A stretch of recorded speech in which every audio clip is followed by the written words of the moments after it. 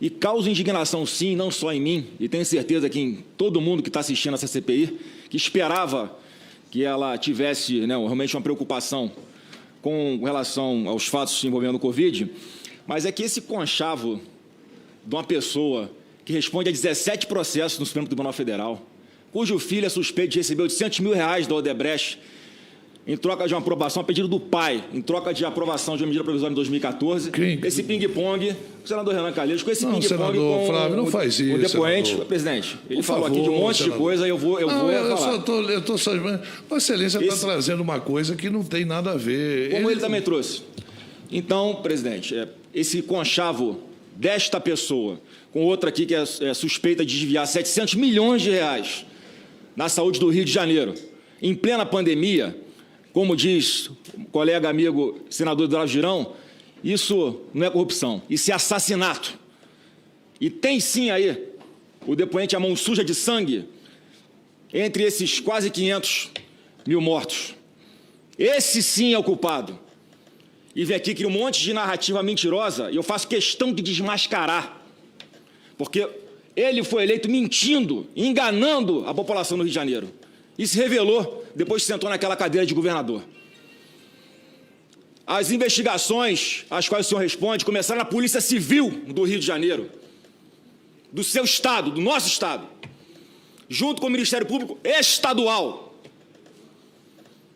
E quando chegaram no seu nome, porque o senhor é acusado de ser chefe de uma organização criminosa, é que foi para o Ministério Público Federal. E tudo que o senhor está colocando aqui está ignorando que foi decisão tomada por um ministro do Superior Tribunal de Justiça, referendada depois pelo Pleno do Superior Tribunal de Justiça. Há um conchavo de todos contra você. E mais, o Conselho Misto, que, mais uma vez, por unanimidade no Rio de Janeiro, o cassou, declarou seu impeachment, foi por unanimidade. 5 desembargadores do Tribunal de Justiça do Rio e 5 deputados estaduais. Por unanimidade. O senhor foi cassado.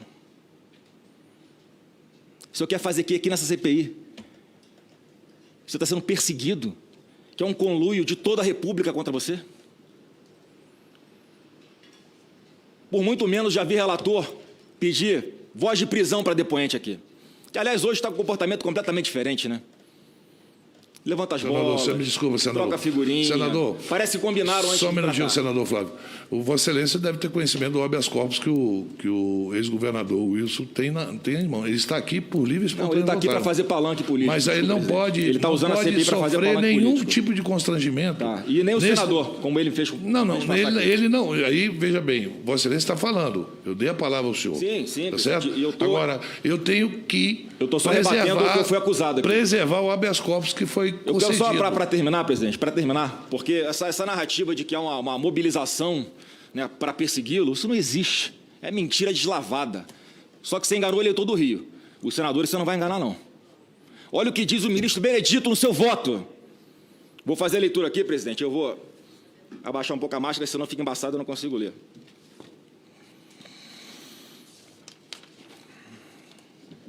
Os fatos não só são contemporâneos, como estão ocorrendo e revelando especial gravidade e reprovabilidade, a abalar severamente a ordem pública. O grupo criminoso agiu e continua agindo, desviando e lavando recursos em plena pandemia da Covid-19, sacrificando a saúde e mesmo a vida de milhares de pessoas, em total desprezo com o senso mínimo de humanidade e dignidade, tornando inafastável a prisão preventiva como o único remédio suficiente para fazer cessar a sangria dos cofres públicos, arrefecendo a orquestrada atuação da organização criminosa. Quer dizer, não é bem isso, né, que o depoente está dizendo aqui. Será que isso aqui é perseguição? E para concluir, olha outro trecho, presidente, para mostrar como é que tem fundamento, tem base, tem prova testemunhal, material. Não é à toa que ele foi cassado. Pode concluir, senador. Para concluir, outra aspas aqui do ministro. Foi utilizado para escamotear o pagamento de vantagens indevidas ao governador por meio de contratos firmados com pelo menos 4 entidades de saúde ligados a membros da organização criminosa, recebendo mais de R$500 milhão só no período de 13 de agosto de 2019 a 19 de maio de 2020. Então, presidente, é isso aqui que está matando gente. Não é narrativa, não é discurso. Não é só isso, né? É falta de vacina também no Brasil que está matando as pessoas. Vacinas estão chegando, né? Em grande quantidade. Sim, sim, mas com a demora necessária. Por isso que nós somos o 4º país que mais vacina no mundo. Não, mas eu não vou entrar nessa discussão, por favor. Não vou entrar na ordem. Só me dá aí a ordem dos inscritos. Presidente, só uma questão pela ordem. Só para o senhor Sim, recomendar aos senhores e às senhoras senadoras para o uso da máscara. É uma medida sanitária necessária nessa CPI, determinada por Vossa Excelência. Quem não está usando a máscara?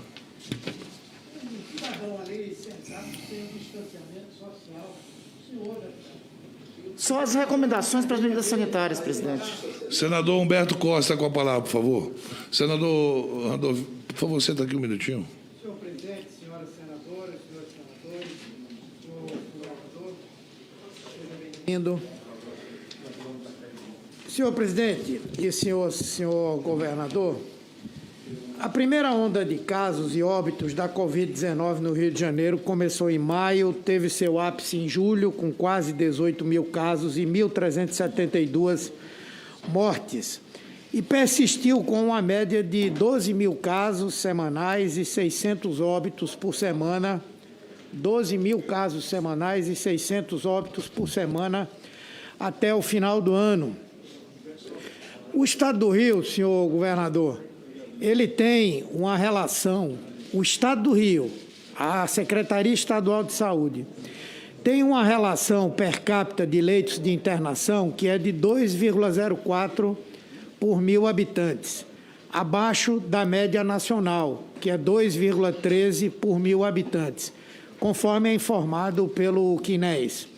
Diferentemente do que ocorre com os demais estados, existe uma rede federal robusta no estado do Rio de Janeiro. Além da sede da Fiocruz, o Ministério da Saúde tem sob a sua gestão direta 1.600 leitos no Rio de Janeiro, em 6 grandes hospitais: Lagoa, Ipanema, Servidores do Estado, Cardoso Fontes, Bom Sucesso e Andaraí. E os 3 institutos nacionais de câncer, traumatortopedia e cardiologia, além dos hospitais universitários, das universidades federais. No entanto, esses hospitais vêm sofrendo denúncias sistemáticas sobre a falta de investimentos federais para a reposição da força de trabalho especializada, o fechamento de serviços, a precarização das condições de trabalho e o atendimento à população. Os hospitais federais, senhor governador, desde 2016, foram paulatinamente desfinanciados e desmantelados.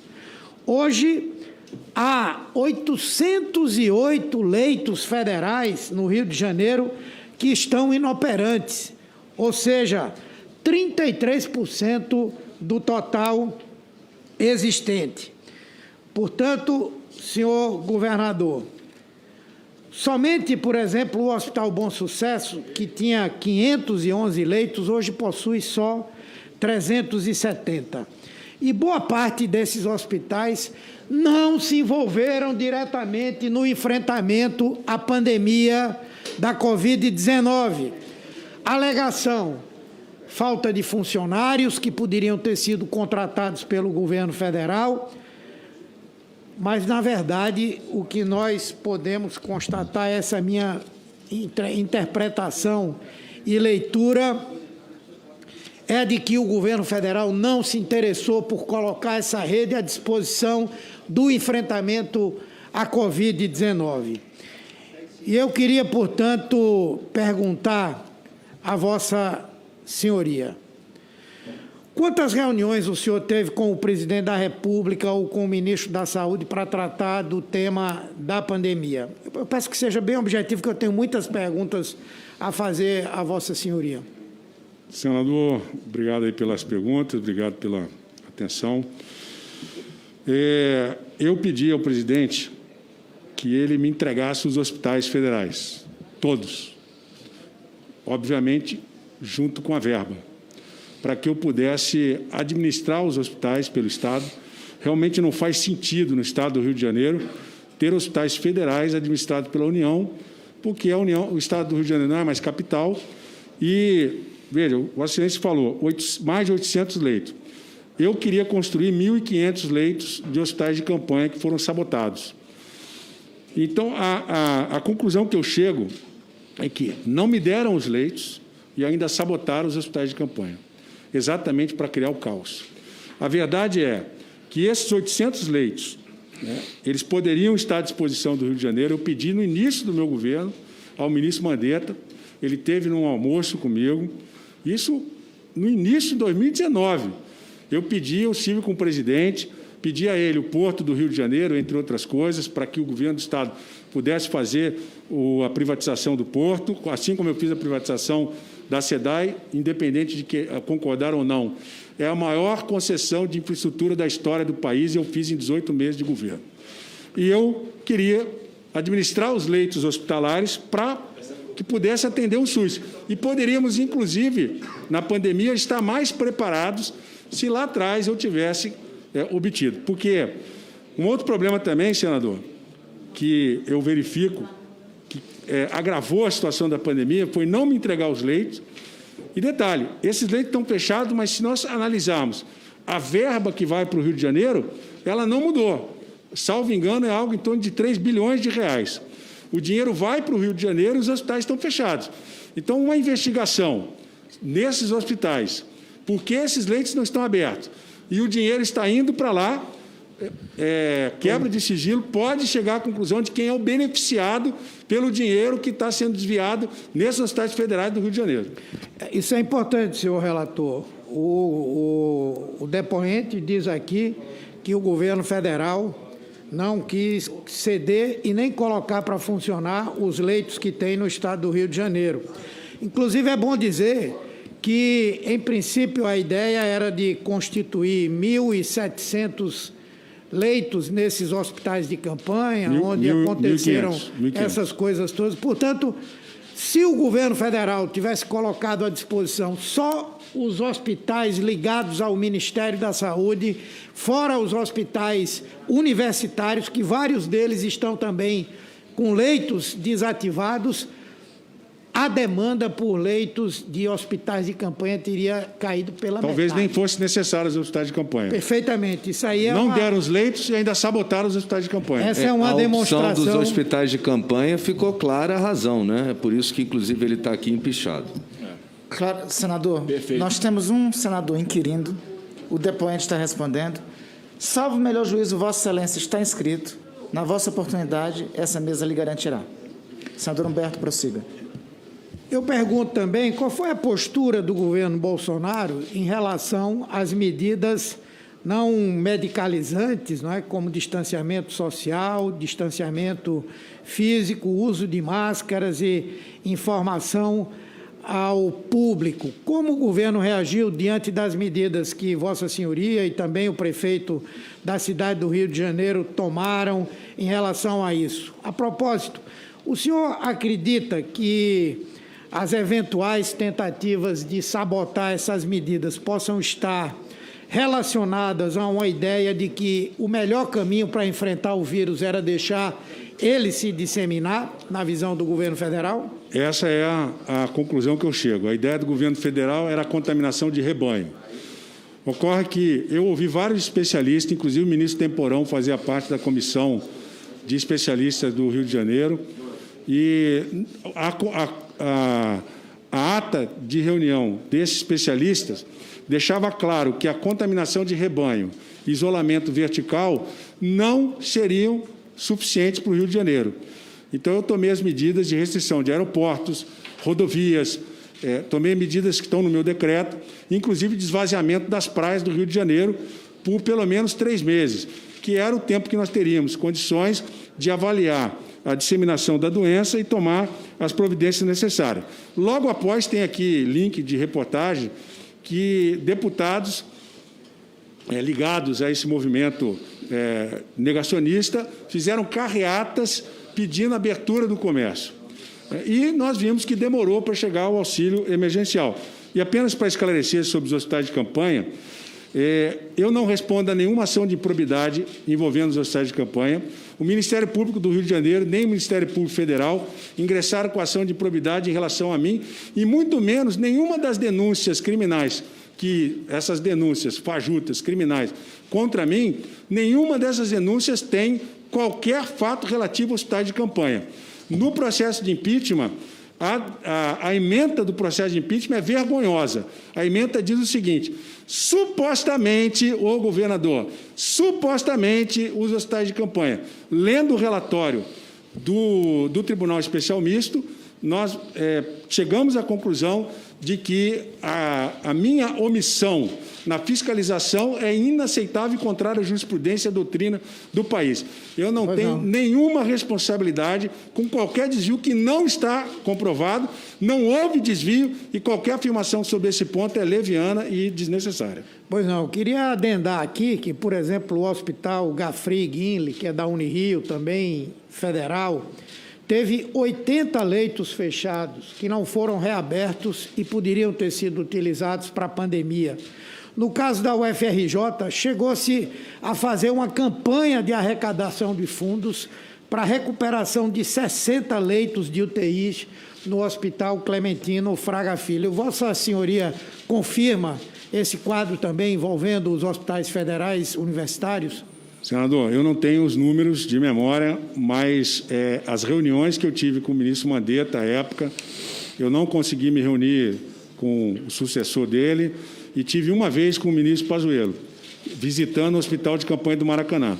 Em todas essas oportunidades, os hospitais federais não foram colocados à disposição do Estado do Rio de Janeiro.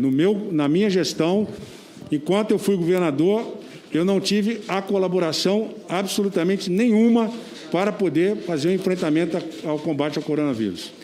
Mais uma pergunta. Foi denunciado pela Rede Globo que, em novembro de 2020, os gestores que estavam à frente do escritório do Ministério da Saúde no Rio de Janeiro teriam autorizado 2 contratações sem licitação que somam quase 28,8 milhões, só para reformar galpões do Ministério da Saúde na Zona Norte foram quase 8,9 milhões.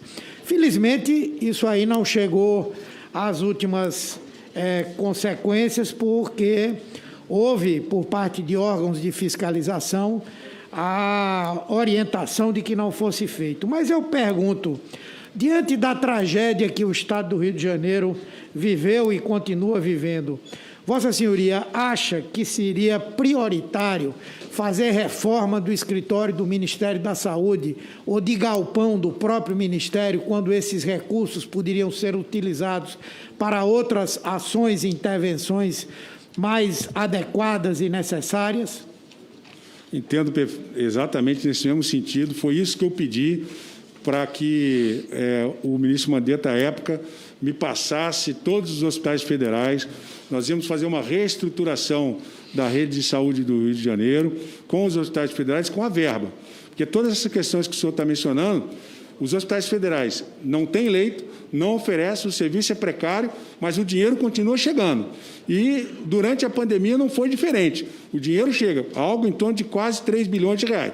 E tem gente por trás disso que está se locupletando disso daí, e uma investigação, com a quebra de sigilo, de quais são as empresas que prestam serviço para os hospitais. Não são OS. As empresas que prestam serviço para a OS. Vai verificar que tem saque em dinheiro de valores elevados nessas empresas e pode chegar à conclusão que vai ter gente por trás do recebimento desses valores em espécie. Pois bem, eu agradeço a Vossa Senhoria, acho que foi esclarecedor. Eu entendo que as questões que Vossa Senhoria se referiu aqui na sua defesa, não me cabe entrar no mérito. Espero que Vossa Excelência, Vossa Senhoria, possa concretamente clarificar para todo o Brasil tudo o que eventualmente aconteceu. Mas no que diz respeito à condução do enfrentamento à Covid-19 no Rio de Janeiro, nós podemos chegar numa conclusão muito clara. quem é responsável, em grande parte, por esse processo trágico que se viveu e se vive no Rio de Janeiro é o governo federal, é o presidente da República. São aqueles que, durante todo esse processo, sabotaram as medidas de afastamento, de isolamento social, que apregoaram contra as vacinas, que apregoaram contra os testes e que, no momento em que poderiam abrir toda a estrutura do Ministério da Saúde, no Rio de Janeiro, os hospitais também do Ministério da Educação, não o fizeram. Foram absolutamente omissos. E esse capítulo, senhor relator, nós precisamos investigar, inclusive com as denúncias que foram feitas aqui pelo depoente em relação ao papel das chamadas organizações sociais. Diante disso, eu me sinto satisfeito com os aspectos aqui que investiguei, que levantei no que diz respeito à condução do enfrentamento à pandemia, e a mim só vieram as respostas a confirmar a minha avaliação de que a gestão que o governo federal deu a esse processo de enfrentamento à pandemia tiveram um objetivo claro de implementar essa imunidade coletiva por transmissão e refletem um absoluto e total descompromisso com a saúde da população brasileira. Muito obrigado, senhor presidente. Eu vou passar para a senadora Elisiane, mas antes comunico aos senhores senadores que estão inscritos e ao nosso convidado que eu não farei interrupção e nós encerraremos essa sessão às 16 horas, porque tem uma medida provisória que diz respeito ao Brasil, que nós temos que participar dessa reunião. Eu só pergunto uma coisa, Vossa Excelência. Em algum momento o depoente poderá apresentar a sua versão em relação também aos ataques que sofreu aqui ou não? Na hora que ele quer, ele tem todo o tempo possível. Mais um advogado? Senador Elisiane, por favor. Senhor presidente, senhores colegas, relator, senhor Witzel, eu inicio perguntando para o senhor acerca da relação do governo federal com os governos durante o seu período. O senhor pegou um período que é importante do ponto de vista do enfrentamento da pandemia, e nós tivemos, naquele momento, várias críticas apresentadas pelos gestores estaduais de todo o Brasil, da falta de comunicação, de envolvimento junto ao governo federal, da falta de comando de uma política, de uma transparência, de uma governança que efetivamente estivesse focada no enfrentamento da pandemia e neste comando, considerando, inclusive, a política nacional a partir do princípio do SUS.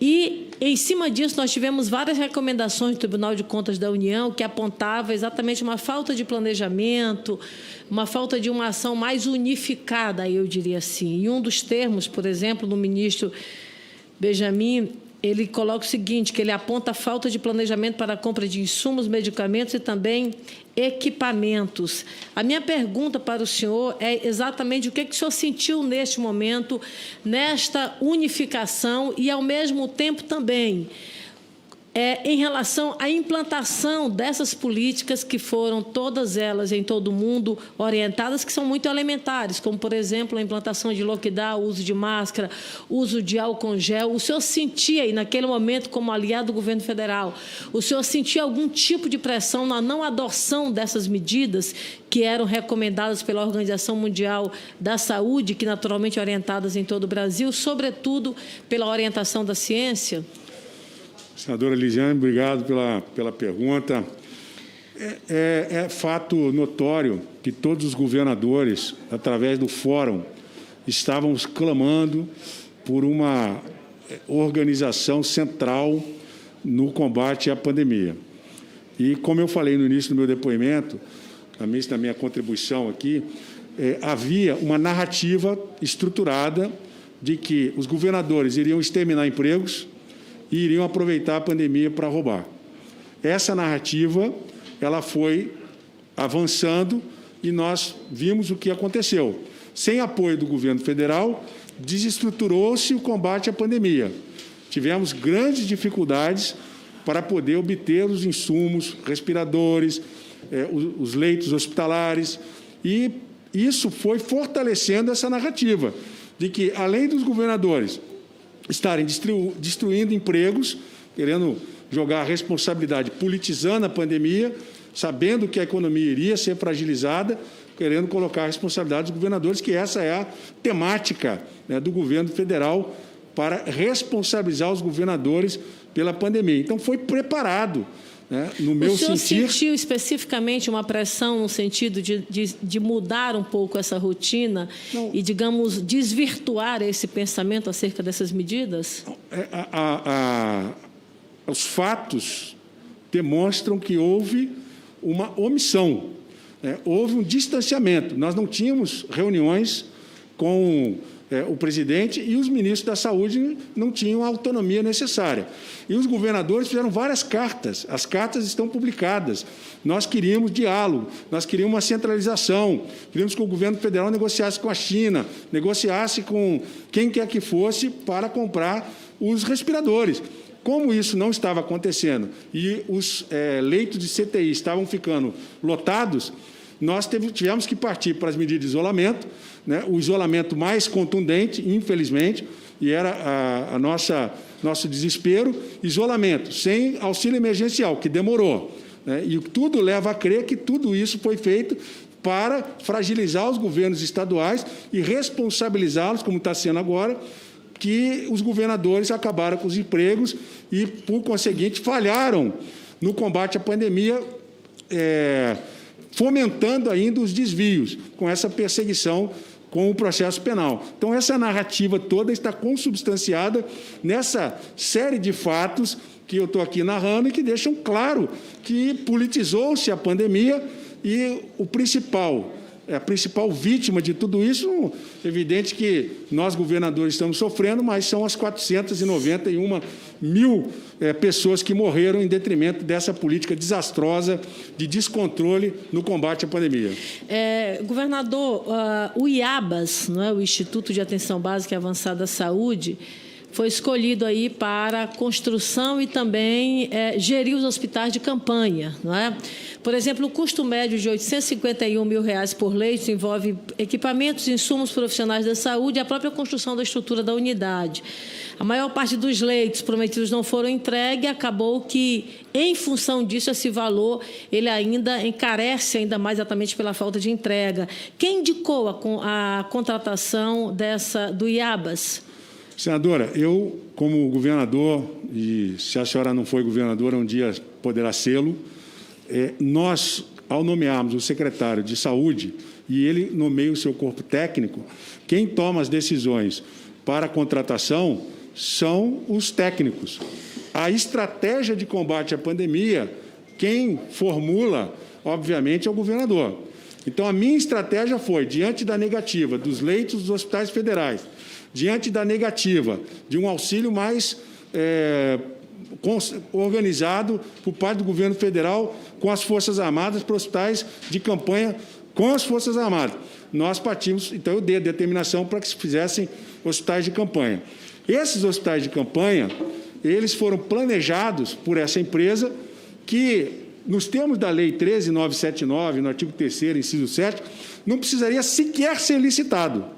Isso eu estou falando, avaliando a situação jurídica do caso. E foi feita uma avaliação. A Lei 13.979 não exige estudos preliminares e nós estávamos naquilo que se chama uma guerra. O senhor tinha conhecimento do IABAS? O senhor sabe que ela também foi a contratada para a construção de hospitais no estado do Amazonas, né? Essa instituição, eu via saber da existência dela quando ela foi selecionada pela Secretaria de Saúde para poder fazer a instalação dos hospitais de campanha. Já tinha feito em São Paulo, já estava fazendo na Bahia. O senhor tem informação se ela tem alguma vinculação ou indicação junto a membros do governo federal? Senadora, aqui na delação do Edmar, que fica... do Edmar não, do depoimento do senhor Edson Torres, ele menciona que, numa conversa com Edmar Santos, o Edmar relata vou me poupar de ler aqui, mas depois encaminho a senhora, ele relata que o tal do Bertoldo, que eu só via conhecer durante 2 vezes para dizer a ele que, se ele não entregasse os hospitais, eu iria intervir, como de fato intervir, eu baixei um decreto intervindo nos hospitais federais, através da Fundação Estadual de Saúde, e todos os valores que foram pagos foram devidamente auditados pelo Tribunal de Contas do Estado. O senhor Edson Torres disse que, à época, o Bertoldo estava em Brasília e teria tido um contato com o então ministro Mandetta. Está aqui na folha 6, né, do relatório. Eu não sei se tem credibilidade ou não. Era ligado a Iabas. Aqui na página 6 do depoimento dele, que Edmar disse que não seria possível mudar o Iabas, pois esta estava em um bom relacionamento com o então ministro Mandetta. E este o teria apresentado Roberto Bertoldo, que o depoente, Edson Torres, disse a Edmar que cuidasse do Iabas, que ainda em março de 2019, Edmar disse, em uma das reuniões do grupo, que eu nunca participei, essas reuniões eram feitas pelas minhas costas, que eram muito amigo da família e proprietária do Hospital Maternidade Madre Terezinha de Jesus. Então, esse trecho está no depoimento do Edson Torres. Agora, se o Bertoldo esteve no gabinete do ministro, tinha relação, cabe, se possível, a própria CPI quebrar sigilos desse senhor Bertoldo e do próprio ministro Mandetta à época, para saber se houve algum relacionamento, se houve algum tipo de interação. Essa é a que consta aqui do depoimento do criminoso Edson Torres.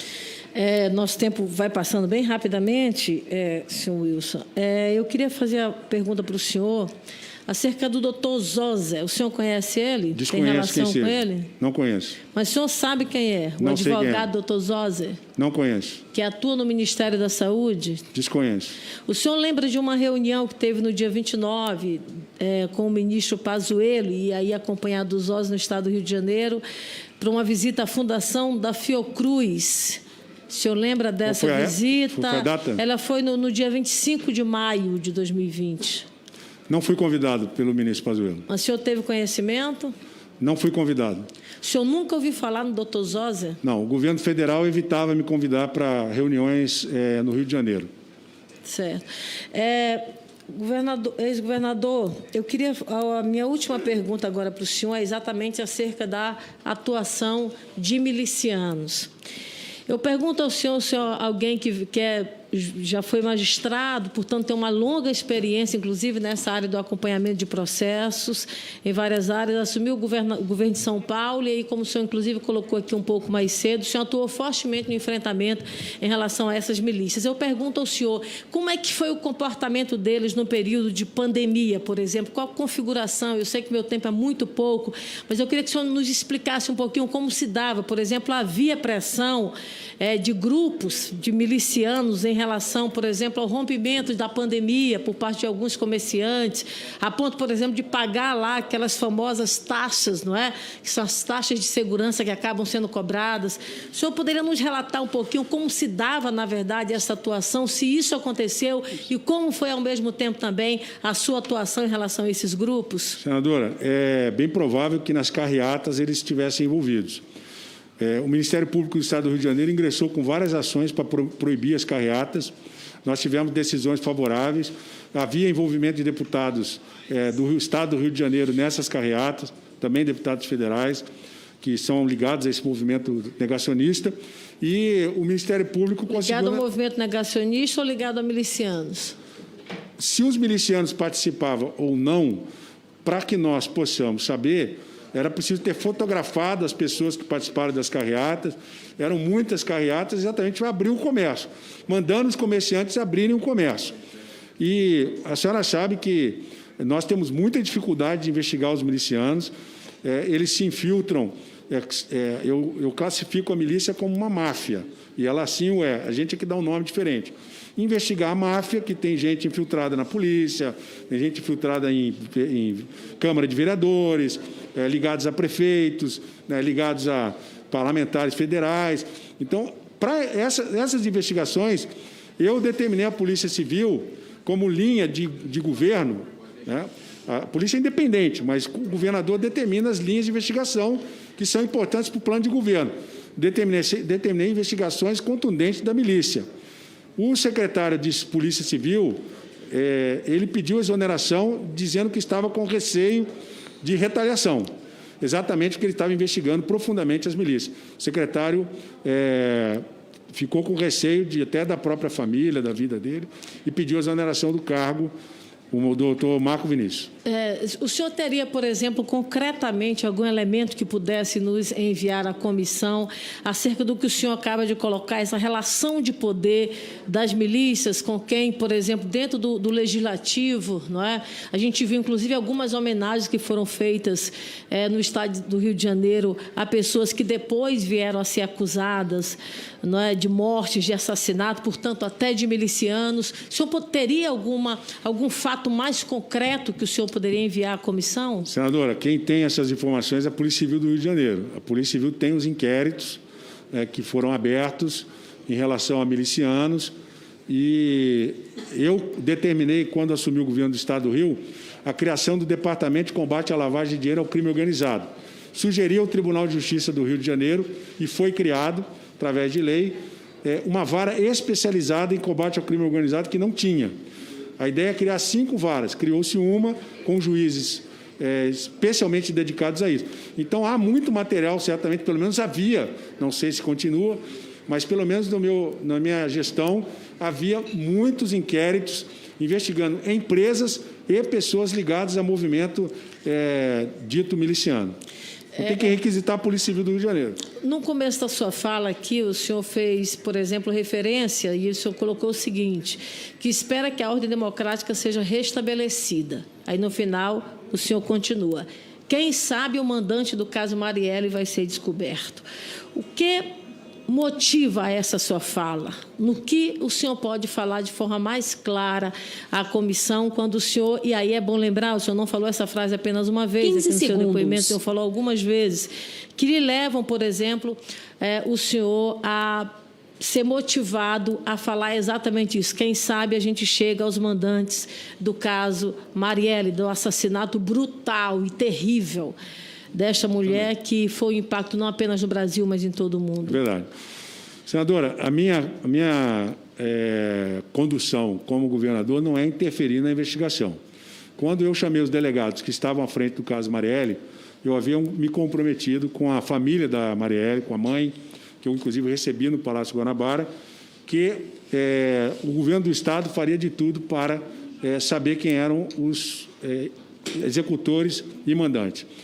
Com 2 meses de governo, em fevereiro, os executores da Marielle foram presos, porque na reunião que eu tive com os delegados, eu não tive acesso ao processo. Não é meu papel como governador ter acesso à investigação, mas é meu papel como governador fazer com que a polícia funcione, assim como é meu papel fazer com que a saúde funcione. Eu perguntei aos delegados, o que vocês têm de elementos do ponto de vista de autoria e mandante? Os delegados disseram, nós temos os autores, eu não quero saber quem são, eu sugiro a vocês que fechem essa parte do inquérito e abram um novo inquérito, uma sugestão, uma experiência com o magistrado. E nessa nova fase, vocês vão encontrar quem é o mandante do crime. Quando se fez a prisão dos executores da Marielle, deu-se prosseguimento às investigações dos mandantes e chegou-se no porteiro. A partir dali, houve esse inquérito requisitado pelo ministro da Justiça para, no meu entender, coagir a testemunha, que foi, de fato, coagida. Ela não quis mais prestar o depoimento e o meu impeachment foi na sequência de todos esses atos, que a polícia hoje, a investigação do caso Marielle caiu em banho-maria, no meu sentido. Na sua opinião, o seu impeachment é fruto da sua atuação em relação ao caso Marielle? Começou ali. Obrigado, senadora. Muito obrigada, presidente. Senador Randolfo Rodrigues. Senhor presidente, senhor relator, governador Wilson Witzel, eu queria partir do ponto deixado agora pela senadora Elisiane. Pelo que eu entendi, o que Vossa Senhoria relata aqui, ocorreram ações contrárias às medidas restritivas adotadas pelo governo do Estado do Rio de Janeiro, quando Vossa Excelência estava no exercício do governo. Eu queria somente que o senhor confirmasse. O senhor entende que algumas dessas ações, e para corroborar com isso, eu peço aqui uma informação, tem uma notícia de 7 de fevereiro de 2019, antes, inclusive, da pandemia, o Vossa Excelência ainda estava no governo, em que o então ministro Gustavo Bebiano relata ameaça à equipe de governo em hospital do Rio de Janeiro e suspeita de atuação de milícia. Pelo que Vossa Senhoria destacou ainda há pouco, respondendo à senadora Elisiane, teve a atuação de milícias contra as medidas de isolamento adotadas pelo governo do Estado do Rio de Janeiro. Vossa Senhoria confirma isso? Foi o que aconteceu, que eu também tive notícia pela imprensa. Agora, só para esclarecer a Vossa Excelência, como foi um fato ocorrido no Hospital Federal, nos termos do artigo 109 da Constituição, cabe à Polícia Federal apurar. Perfeito. E o fato Mas não foi após apurado. esse episódio, eu falo em relação à pandemia. Teve atuação miliciana contra as medidas restritivas, as medidas de isolamento? Senador, eu não posso afirmar isso, porque as carreatas elas eram organizadas, de forma muito bem organizada, contra as medidas de isolamento. Então, vamos a esse foco, as carreatas. O senhor relatou aqui, nós temos conhecimento, e o senhor declina aqui, que parlamentares estaduais e federais participaram das carreatas. De fato... Não participar, eles organizavam. Eles organizavam. Eles organizavam as carreatas. De fato, inclusive, senhor relator, aqui temos algumas postagens em redes sociais da época, inclusive de um parlamentar investigado pelo Supremo Tribunal Federal, dizendo o seguinte: é hora de começar os trabalhos, manifestações pela reabertura do comércio e isolamento vertical. Aqui, outra. Como é que um governador de Estado decreta e, ao invés de ir ao judiciário para questionar a decisão do governador, faz um movimento de desobediência civil, motivando carreatas contra a decisão do governador? Perfeito. Tem outra aqui. Venho alertando há tempo sobre a alteração da estatística de óbitos. Acredito que, inclusive, um dos temas de investigação da CPI. Quando a verdade vir à tona, muitos perceberão que a grande esquerdopata mídia participou com todas as forças do maior experimento social deste do século passado, e talvez parem de se pautar por ela. O senhor podia declinar o nome dos parlamentares que organizaram carreatas, organizaram eventos contra o isolamento social? Senador, acredito que sim. Tem umas notícias de jornal, mas é o deputado estadual Pobel, um dos mais violentos. Esse cidadão invadiu o hospital de campanha de Nova Iguaçu. O deputado Anderson Moraes, deputado Alana Passos, deputado federal Antônio de Paulo. Os que eu me lembro de cabeça são esses. São os principais articuladores das carreatas. Senhor relator, eu considero importante nós registrarmos na CPI os nomes dos parlamentares que foram declinados pelo senhor governador Wilson Witzel, porque esses, assim, claramente o senhor governador aqui declina nome de parlamentares que obstacularizaram, sabotaram medidas de prevenção. Inclusive, senador, eles foram réus numa ação civil pública promovida pelo Ministério Público do Rio de Janeiro para que não fizessem as carreatas. Alana Passos, Anderson Moraes, Pobel, eles foram claramente réus nessa ação. O senhor não pode afirmar, mas o senhor há elementos, há informações que acredita que também desses atos contra o isolamento, contra as medidas restritivas, tiveram, ou melhor, a atuação de grupos milicianos. É bem provável. Perfeito. Senhor governador, no Rio de Janeiro, salvo o melhor juízo, o senhor me corrija, tem 650 leitos de hospitais federais fechados, né? O senhor chegou a informar o governo federal? Mais de 800. Perfeito. O senhor chegou a informar o governo federal sobre esses leitos fechados e ao fórum de secretários estaduais de saúde?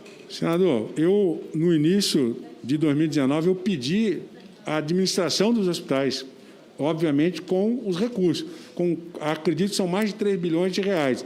Para esses hospitais, dá e sobra para abrir os leitos.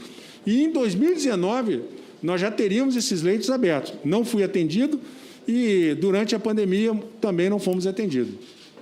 Com o objetivo exatamente de asfixiar a gestão da pandemia para fazer prevalecer a narrativa de que os governadores... Então, o governo federal, propositadamente, não atendeu às requisições de Vossa Senhoria para... Não, as justificativas são as mais estapafúrdias, que os leitos estão sucateados, os leitos não estão em condições de ser operados. Sim, mas entre construir o hospital de campanha, que é uma grande dificuldade, um grande problema, e reformar rapidamente leitos, a medida seria salutar, seria reformar os leitos. Perfeito. Além dos episódios de carreatas contra as medidas restritivas, nós tivemos notícias de invasão de hospitais e também que teria sido organizadas e patrocinadas por parlamentares. Deputado Poubel. Ele invadiu... Além deste, algum outro? Que eu me lembre, esse daí foi o articulador da invasão no hospital. Perfeito. O senhor chegou a constituir um comitê científico do enfrentamento à pandemia durante o seu governo. As decisões sobre as medidas restritivas foram adotadas no âmbito deste comitê? Todas. Eu, pela experiência como juiz federal, ouço os peritos. As minhas decisões são pautadas com base na expertise dos que são conhecedores do tema. E eu determinei ao secretário de Saúde que ele constituísse um comitê científico e que todas as decisões seriam motivadas por esse comitê científico nos decretos que foram baixados. O senhor disse que ocorreram intervenções indevidas do governo federal no Rio de Janeiro. Uma delas, salvo o melhor juízo, foi a mudança do comando da Polícia Federal. O senhor confirma isso e lhe pergunto, além dessas mudanças, ocorreu algum outro tipo de pressão direta ao senhor para que ocorresse alterações na estrutura de governo dirigida por Vossa Excelência à frente do governo do Rio? Há um fato que eu vou manter sigilo e, se houver a sessão em segredo de justiça, eu vou revelar. E uma outra questão é o regime de recuperação fiscal. Desculpe-me, um fato? Um fato gravíssimo que eu vou revelar numa sessão que for em segredo de justiça. Perfeito. Senão, não haverá condições... Um fato de intervenção do governo federal? Que envolve a intervenção. Em vosso governo? No meu governo. Além disso, nós tivemos o regime de recuperação fiscal que só foi assinado após o meu impeachment no governo do Estado do Rio de Janeiro. O senhor chegou a ser advertido por alguém no governo federal que isso ocorreria só após o seu impeachment? Fui advertido. O governo federal chegou a procurar o senhor para falar do Hospital Geral de Bom Sucesso? E se o senhor recorda das prisões ocorridas por ter milícia à frente da direção desse Hospital Federal? Os hospitais federais são intocáveis, ninguém mexe ali. Tem um dono. E essa CPI pode descobrir quem é o dono daqueles hospitais federais. Tem um dono. O senhor fala dono, entre aspas. Tem um dono. Ali tem um dono. E tem investigação sobre isso. O senhor poderia indicar para essa CPI um caminho para descobrirmos quem são os donos? Quebrando o sigilo das OS que prestam serviço lá. Nós encontraremos quem são os donos. Quebrando o sigilo do surpreendente que foi exonerado. Teve um que foi exonerado. Os dois ali. Foi exonerado. Quebrando o sigilo dele, quebrando o sigilo das OS que prestam serviço. E as empresas que prestam serviço às OS. Certamente, essa quebra de sigilo, que deve ser sob segredo de justiça, para que possa avançar sem expor, num primeiro momento, os investigados. O senhor acredita que, se esta comissão parlamentar de inquérito seguir nesse caminho, encontraremos quem são, abre aspas, os donos, exatamente, fecha aspas, vai dos encontrar. hospitais federais do Rio de Janeiro? Certamente, ali tem dono. Perfeito.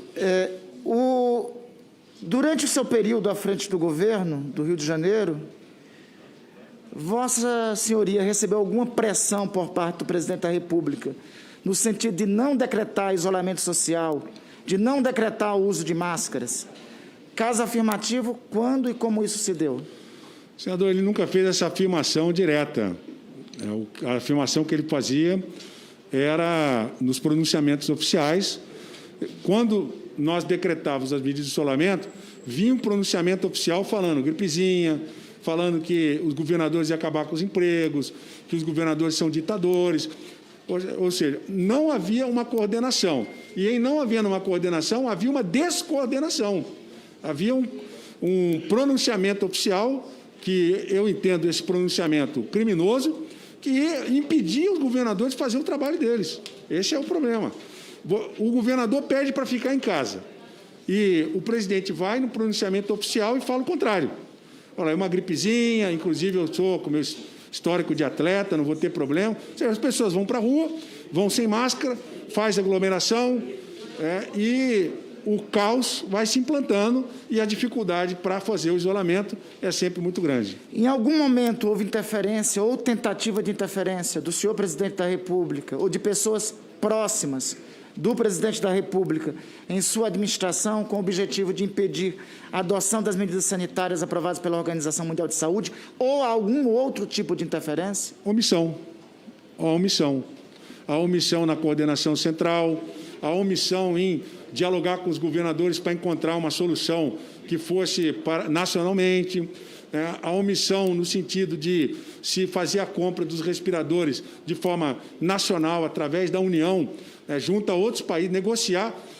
Hoje mesmo nós estamos assistindo aí o desespero dos governadores para poder conseguir vacina, porque ao invés de negociar com o governo, está brigando com o governo chinês. Então, essa é a dificuldade que nós estamos enfrentando desde março de 2020 para poder minimizar os efeitos da pandemia. Algum pleito feito por Vossa Excelência, Vossa Senhoria, ao governo federal para adotar as medidas de combate à pandemia foi atendido ou deixou de ser atendido por conta das posições políticas adotadas pelo governo? Muito pouco. Recebemos talvez alguns respiradores, mas muito pouco, já com o ministro Pazuello. Recebemos alguns. Agora, esses números todos são muito insignificantes diante da pandemia, mas é uma conduta que fica claro, que demonstra que é uma omissão calculada e atende um pouquinho aqui, um pouquinho ali, dá uns respiradores para dizer que não deu nada. Perfeito. Absolutamente suficiente. O senhor disse que o seu afastamento, o seu impeachment, foi caracterizadamente um ato político de perseguição por suas posições serem opostas ao do governo federal. O senhor, inclusive, insinuou que o hoje governador do Rio de Janeiro, no dia do vosso impeachment, estava aqui em Brasília. No dia do meu afastamento. No dia do vosso afastamento. Na véspera do meu afastamento, ele estava em Brasília. O senhor sabe, tem notícia de que, após isso, se ocorreram mudanças no trato com o governo federal e, mais que isso, se alguns personagens, como o senhor Fabrício Queiroz, passou a frequentar o Palácio Guanabara? Tem foto disso. Depois da minha saída, a relação do governo federal com o governo... É fato que a filha dele é nomeada no governo? Foi nomeada e, depois que saiu a reportagem, foi desnomeada. Perfeito. E ela tem foto dele no Palácio Guanabara. O Fabrício Queiroz passou a frequentar o Palácio Guanabara. No meu governo, não chegava nem perto. E eu nunca atendi pleitos de favorecimento a quem quer que seja. Embora... Hoje ele frequenta? Bom, tem uma foto Hoje ele dele. frequenta e tem relações com o seu governador, o seu atual governador? Não posso dizer, mas que a reportagem mostrou a foto dele no estacionamento do Palácio Guanabara, está publicado na imprensa. No meu governo, ele nunca passou perto.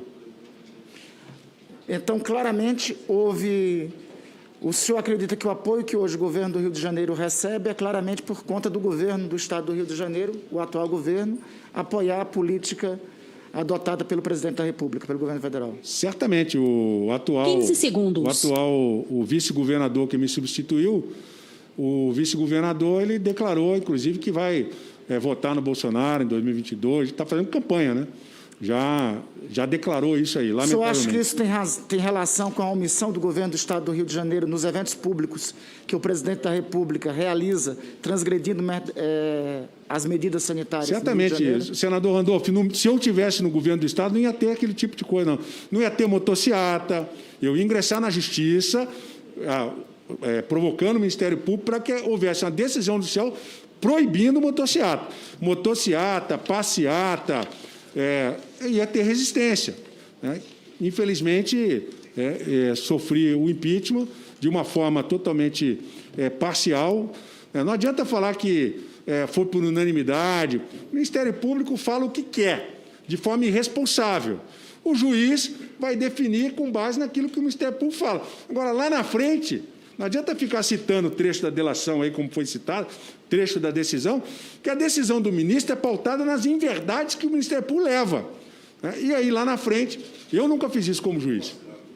Lá na frente, absolvido. Muito obrigado, senhor governador. Senhor presidente, Só só comunicando, uma pergunta. só um minutinho, senhor presidente, só para comunicar a Vossa Excelência, senhor relator, que estou requerendo o depoimento em reservado à SCPI do senhor Wilson Witzel. Acho que tem informações complementares que sua senhoria poderá prestar à CPI. Não há mais perguntas, para senhor presidente. complementar as perguntas do senador Randolph, o senhor saiu dia 28 de agosto de 2020. Eu fui afastado dia 28 de agosto com base em... Foi dia 28 de agosto. Bom, naquela época, dia 28 de agosto, já tinha empresas, laboratórios procurando o Brasil para comprar vacina. O senhor ainda chegou a discutir com alguém do governo federal a compra de vacina? Não. Eu estava desenvolvendo no Instituto Vital Brasil o soro do Covid, com recursos do Estado do Rio de Janeiro, para utilizar nos pacientes internados. E a vacina, estava preparando o Instituto Vital Brasil para receber a vacina, mas isso nunca foi conversado comigo. O governo federal não conversava comigo. O presidente não conversava comigo. O presidente ignorava qualquer tentativa de aproximação minha com ele para poder conversar sobre questões que dependem de opinião pessoal. Porque em agosto já o governo brasileiro já tinha recebido várias propostas da Pfizer. Nunca chegou a e meu de conhecimento. outras empresas, por isso que, como o senhor participava de reuniões com o governador... O presidente Bolsonaro chegou a dar uma declaração no cercadinho, dizendo que não ia conversar comigo, porque todo mundo sabe onde o Witzel vai estar logo demais. É uma afirmação curiosa de um presidente. Logo mais a gente vai saber onde é que o Witzel vai estar. Só quem fala isso é quem tem a segurança e a garantia de que alguém está trabalhando para ele, para prender quem quer que seja. Nada acontece do dia para a noite numa relação.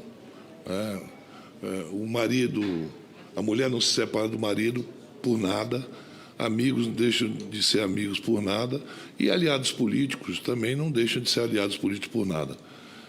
O senhor chegou a comunicar ao presidente, e com isso ele ficou com raiva, em relação ao processo da Polícia Civil, em que o porteiro citava o nome do presidente?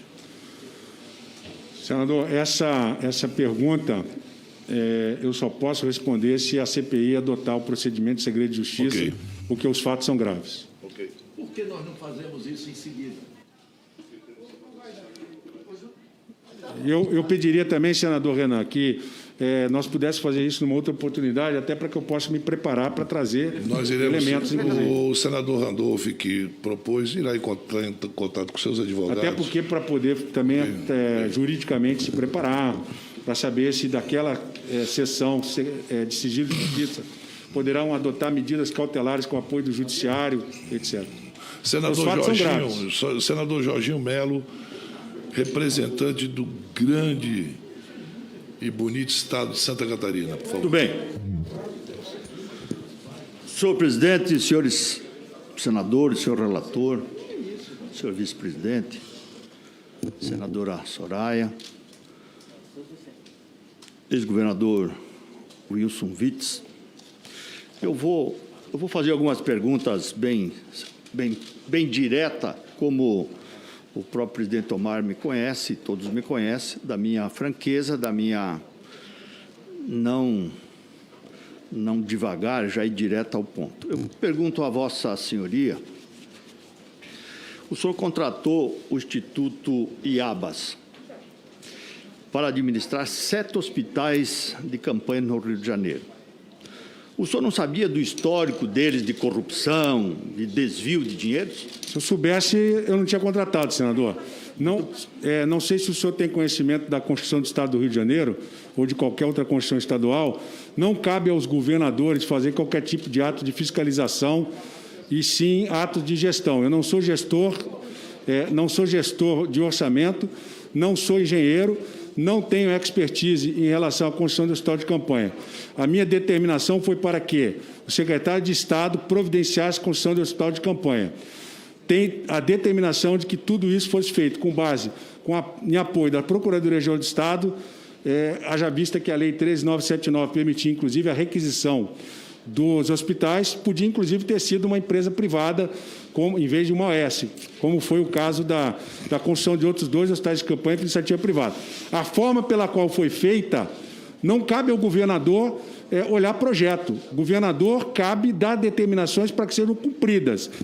Se elas vão ser cumpridas ou não, os órgãos de fiscalização têm que realizar, sob pena de responsabilizar governadores e prefeitos de forma objetiva, o que é inaceitável, tanto na teoria da improbidade administrativa quanto na teoria criminal.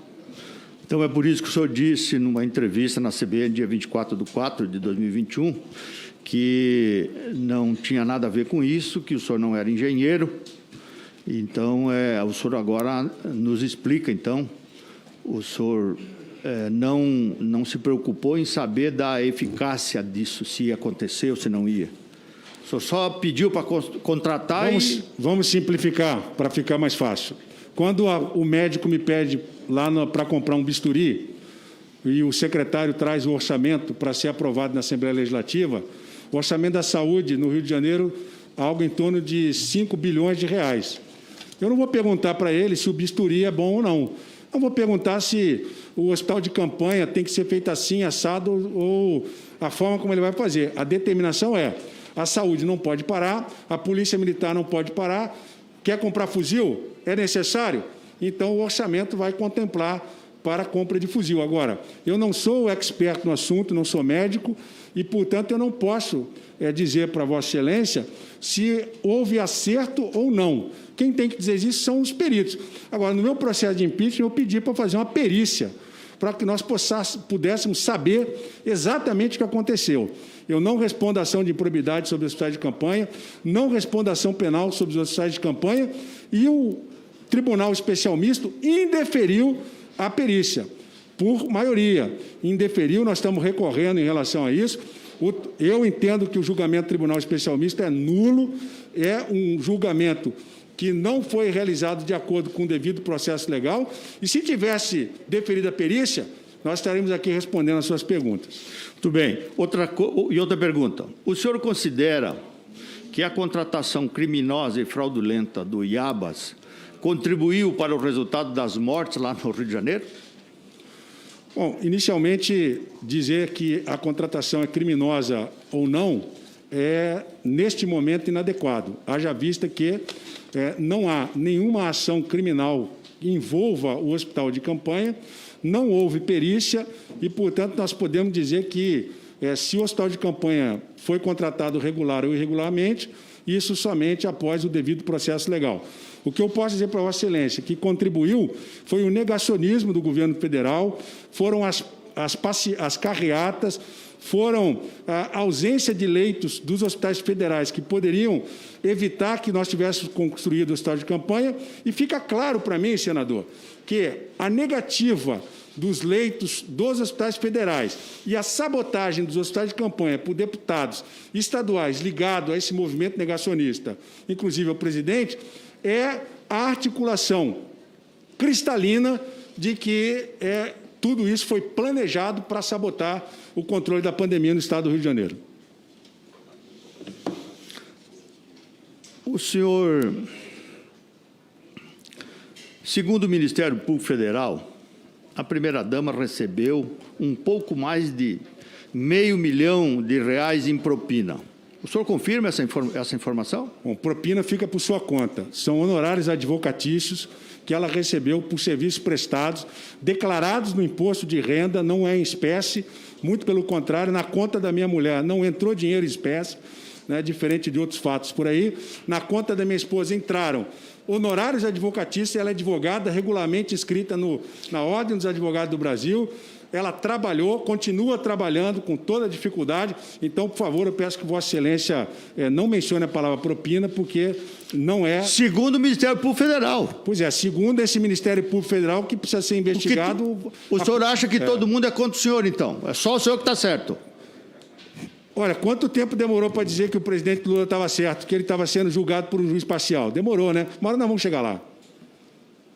O senhor recebia mesada de aliados, pagava pedágio a aliados, tinha cofre nas residências oficiais no Rio e fora do país para supostamente ocultar recursos financeiros? Hipótese alguma, jamais. Muito bem.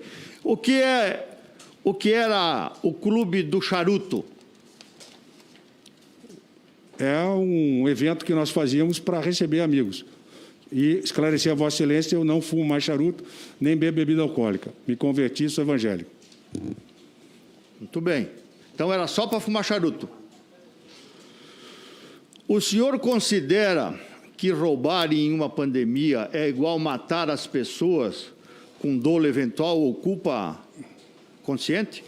Considero que a omissão do governo federal, considero que a atuação negacionista do governo federal deve ser julgada não só aqui no Brasil, mas pelo Tribunal Penal Internacional e condenados aqueles que assim o fizeram. Os nomes o senhor já sabe de quem.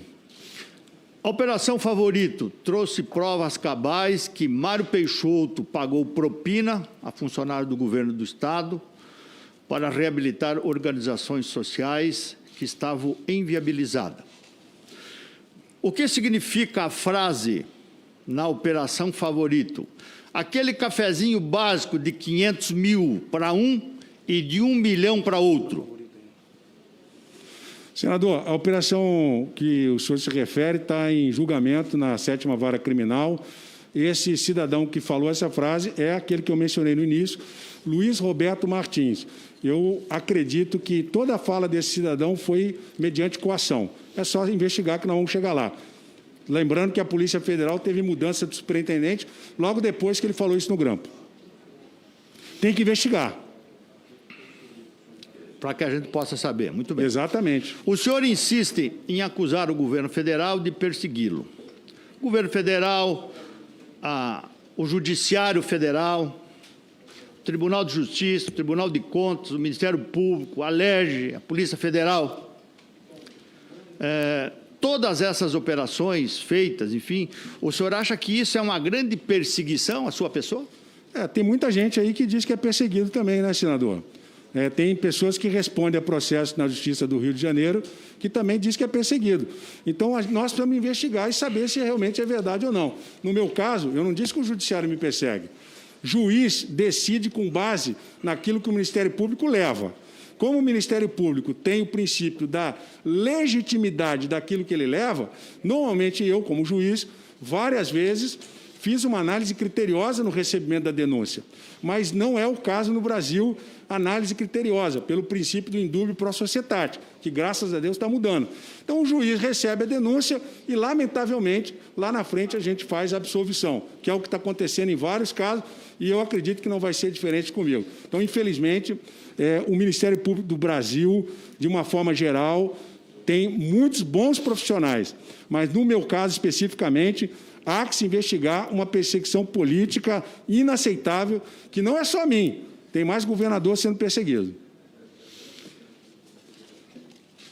Senhor ex-governador Itzio, eu fico me perguntando se o que pensam aqueles que o senhor, como juiz, condenou.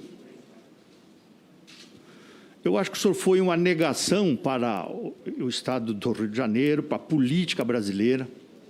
O senhor foi uma negação para o Judiciário e, para não dizer, uma vergonha. O senhor é um juiz federal. Eu vi um depoimento seu emocionado, dizendo que não sairia da magistratura para fazer coisas erradas. E o senhor envergonhou a a justiça brasileira. O senhor pode ter certeza disso. Tá? O senhor está aqui dizendo que é um santo, mas eu fico só imaginando a amargura das pessoas que o senhor meteu a caneta para condenar. O que essas pessoas estão pensando hoje do senhor? O senhor saiu do cargo de juiz federal para ser governador do Rio de Janeiro. Na primeira oportunidade fez um monte de lambança. Então eu quero lhe dizer o seguinte, o senhor envergonhou a justiça, envergonhou o Rio de Janeiro e a população brasileira. E não tem mais pergunta para fazer. Senador, como o senhor fez uma afirmação leviana em relação à minha pessoa... Leviano é o senhor que foi cassado. Se o senhor permitir... Leviano é o senhor que foi cassado. A sua afirmação foi leviana. Não, senhor, o senhor que está bancando o mocinho aqui, o santo.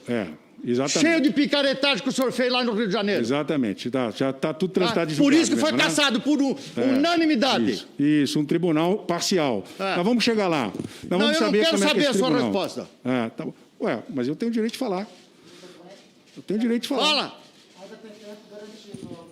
Eu tenho direito de falar. O senhor está dizendo que eu envergonhei a magistratura. Lamentavelmente, para sua decepção, isso não é verdade. Muito pelo contrário. Durante o período que eu estive na magistratura, eu fui um juiz efetivo, eu fui um juiz comprometido com as minhas funções. Todas as minhas sentenças submetidas ao tribunal foram sentenças regularmente julgadas. Eu passei 17 anos na magistratura sem responder a nenhum processo disciplinar administrativo. Eu passei 17 anos fazendo um trabalho sério.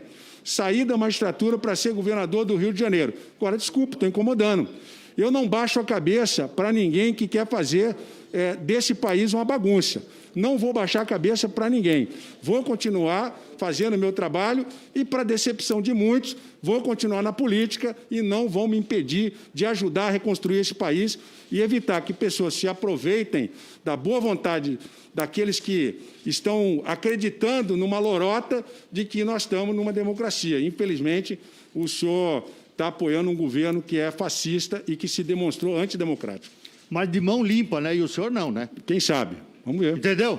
Vamos então, ver. O senhor vem aqui... É o Tribunal Penal Internacional aí, ó. O senhor vem aqui dizer que é santo, que isso, que aquilo, e os fatos não comprovam isso. Então, portanto, o senhor envergonhou a justiça brasileira. Obrigado, senador Jorginho. Próximo inscrito é o senador Otto Alencar. Sua Excelência não estará aqui. Vamos garantir a palavra no seu retorno. O senador Marcos Rogério também não está. Senador Eduardo Girão. Vossa Excelência. Em seguida, Sua Excelência me permite, só para destacar os demais. Na sequência será senador Alessandro Vieira, senador Marcos Duval, senador Rogério Carvalho, senador Reis, senadora Soraya Tronic. Se os senhores senadores titulares retornarem a essa comissão, pela ordem, nós asseguraremos a palavra anteriormente, conforme foi estabelecido antes por essa presidência. Senador Eduardo Girão, Vossa Excelência está com a palavra. Muito obrigado, senhor presidente. Eu queria dar as boas-vindas ao ex-governador Wilson Witzel aqui nesse recinto, aqui na CPI. O senhor está aqui graças a um requerimento de minha autoria, assinado por 45 senadores da República do Brasil, que querem rastrear os bilhões de reais de verbas federais enviadas a estados e municípios. Esse é o nosso trabalho. Isso não é narrativa. Isso não quer dizer que é contra ou a favor de governo. Isso é uma postura de quem quer realmente a verdade. E não fica falando a palavra verdade de forma banalizada. Antes de o senhor caminhar por esse roteiro e chegar até onde o senhor está sentado, nós tivemos um episódio triste que mostra a cara dessa CPI. A cara verdadeira dessa CPI, senadora Soraya Tronic.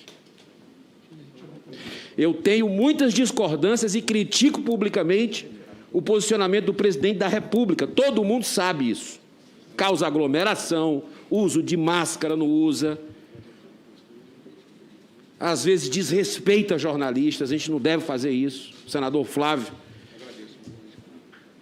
eu tenho essas críticas públicas com relação ao seu pai.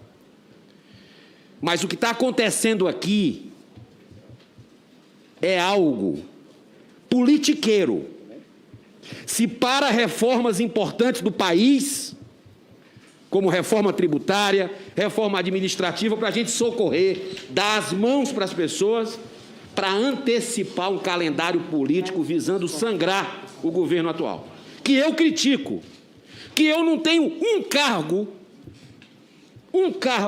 no governo federal, que eu não tenho nenhuma emenda extra, que eu voto contra algumas bandeiras, mas eu reconheço que foi eleito democraticamente, gente.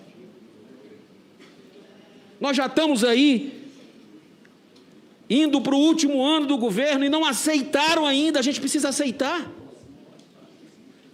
O único país do mundo que está fazendo CPI é o nosso. Será que se quer investigar os bilhões de reais que foram enviados para estados e municípios? Mesmo? Se quer mesmo? Hoje, antes do ex-governador entrar aqui, nós temos um fato emblemático que a população está vendo o que aconteceu aqui. Não convocar o consórcio Nordeste. E olha que nós temos 82% dessa CPI compostos por senadores do Norte e Nordeste do Brasil. É por acaso? O fato é que eu vou insistir, senadora Soraya Tronic, porque eu quero buscar a verdade com V maiúsculo, e não apenas uma parte da verdade. O governador Wilson Witzel, que está aqui, é de um estado que tem protagonizado aí o símbolo da corrupção nessa pandemia. Assim como o consórcio Nordeste é para aquela nossa região importante, o Rio de Janeiro é para o Brasil, em termos de sucessivos escândalos de corrupção. Então, a gente tem que virar essa página e buscar a responsabilidade. Governador, o senhor tem um roteiro de vida em comum. Foi militar, onde aprendeu valores importantes para a sua vida. Depois, juiz de direito federal, função onde é primordial o conhecimento e o cumprimento estrito das leis. Em seguida, o senhor foi eleito governador com um discurso de, entre outros, combate à violência e à corrupção. Mas, segundo o jornal Gazeta do Povo, seu governo se viu diante de investigações sobre suspeita de superfaturamento na compra de respiradores para o combate ao coronavírus. Licitações investigadas sobre a construção dos hospitais de campanha e suposto envolvimento com esquema de desvios na saúde em plena pandemia por meio de fraudes em contratos, entre outras acusações. Eu queria lhe perguntar o seguinte: essa frase, ela não é minha. Essa frase é uma frase que virou um mantra hoje no país com relação ao desvio em pandemia, né? Desviar verba pública em época de pandemia não é apenas corrupção, é assassinato. E eu queria lhe perguntar sobre essa compra dos respiradores para o Rio de Janeiro, que o Tribunal de Contas do Estado mostrou aí a aquisição por 183 milhões de reais de 1.000 respiradores. O governo federal comprou 17 mil respiradores. Quem é bom de matemática, me ajude a fazer o cálculo aí. Segundo o ex-secretário Elcio, que esteve aqui nessa comissão, comprou 17 mil respiradores para distribuir para o resto do Estado, né? E o interessante é o seguinte: o preço que o governo federal comprou esses respiradores é que eu fiquei assustado com relação ao valor, né? Do senador Girão. Foram... Senador Girão. Opa. O depoente vai se retirar. Ele está embasado. Determino... A comissão foi notificada da decisão do ministro Nunes Marques, do habeas corpus, número 203.227, impetrado em favor do depoente Wilson Whitson, com o seguinte dispositivo: defiro o pedido de habeas corpus para dispensar o paciente, caso queira de comparecer perante a CPI da pandemia. E, em caso de opção, pelo comparecimento, garantir o direito a silêncio, a não me comprometo de falar a verdade, em razão de condição de investigar e não de testemunha. E ele acabou de me comunicar que quer se retirar da sessão e a gente não pode fazer absolutamente nada. Agradeço a oportunidade, senhor presidente, agradeço as perguntas e tenho certeza que muito temos a contribuir futuramente. Muito obrigado. Não contribuiu nada. Só veio aqui fazer.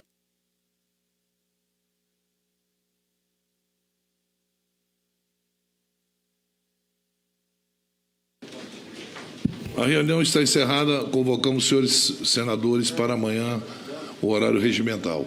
Preciso de uma reunião com vocês.